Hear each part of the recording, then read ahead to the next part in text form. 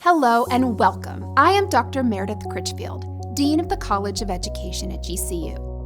Over the next few minutes, I will walk you through some of the most important elements of the certification exam process that you will likely encounter as a current or an aspiring educator candidate in our program. First and foremost, it's important to know that when you enroll in an educator preparation program and seek licensure, you're committing to two related but distinct tasks. First, successfully completing all programmatic requirements, including, but not limited to, your coursework and field experiences in your GCU COE program. Second, seeking certification through an external entity, specifically a licensing agency. These are usually state departments of education. Students who plan to conduct field placements, practicum, or student teaching outside their home state must disclose this to their student services counselor to determine whether their program of study is available. Our aim as an educator preparation program is to equip you with the essential components necessary for licensure, which includes required coursework and field experiences. And these components enable us to formally recommend you to the state for licensure through a process known as institutional recommendation. Our teacher preparation programs are approved by the Arizona State Board of Education. The College of Education is tasked with the responsibility to assess each candidate's content preparedness before they enter the classroom. Therefore, passing a content proficiency exam is a requirement for all candidates enrolled in our initial teacher licensure programs.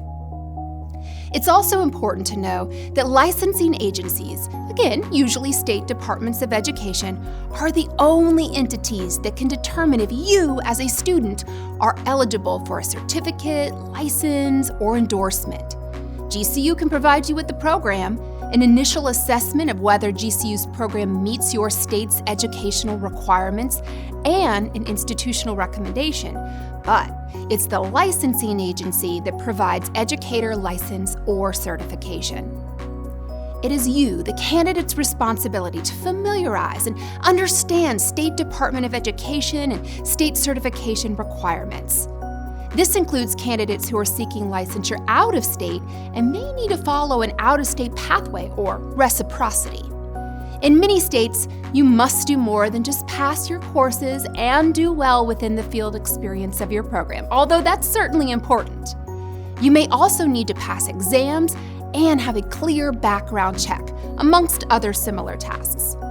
So let's break down the three types of exams you might be expected to take.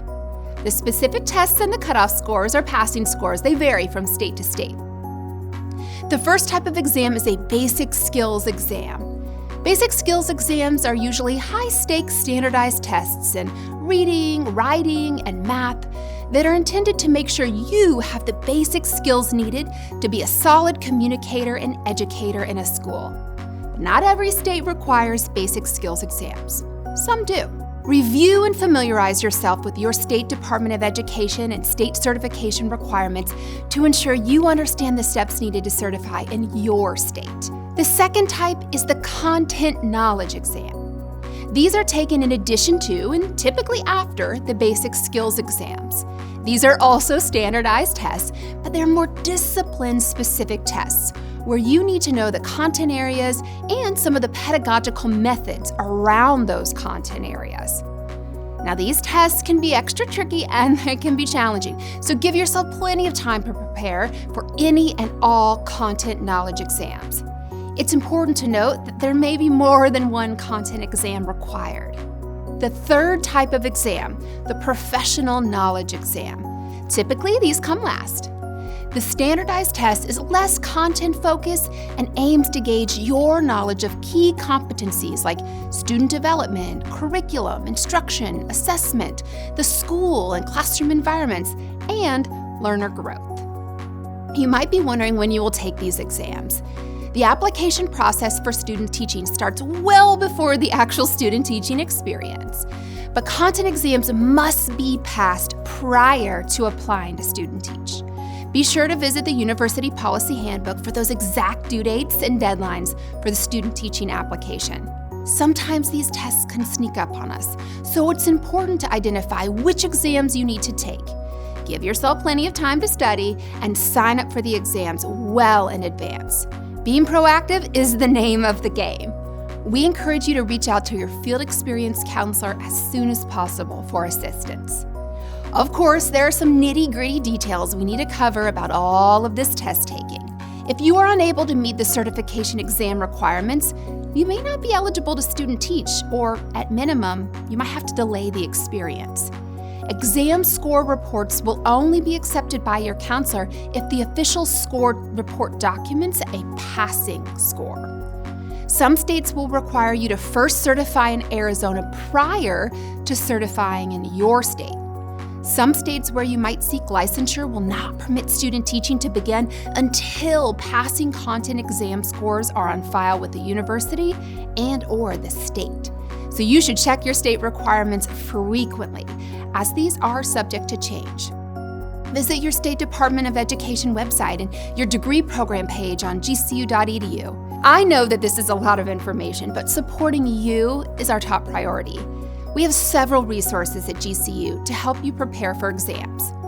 First, there are several test prep library guides found online in the GCU library, and it includes resources and practice tests. Second are our exam preparation videos. These are free, on-demand videos that guide you through specific exams. Visit the Student Success Center on the COE page under the Certification Exam Preparation tab. Third, your coursework includes various opportunities to prepare for critical test practice. Fourth, the University Policy Handbook outlines specific testing policies. The fifth resource is test preparation.